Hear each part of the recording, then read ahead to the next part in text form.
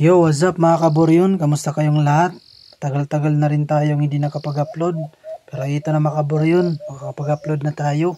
Actually mga kaboryon, nung nakaraan pa tong hunt na to ng aking kaibigan na si Jose Miguel Nautan. Shoutout nga pala sa iyo palagi tol. Maraming salamat sa pangsin ng mga video niyo ni Sansan. Kaya nakakapag-upload pa rin ako hanggang ngayon. Pero bago natin simulan ito mga kaboryon, shoutout muna tayo sa ating mga solid na mga taga-suporta. Shoutout kay Tumbaga Hunter TV from Quezon Province, Bugoy Channel, DMX Vlog TV, Abinor Osman, GE Pro Hunter from Bohol, Alimokon 7 at Leo Hunters. Maraming salamat mga kaboryon. Tingnan naman na natin tong hunt ni Sansan.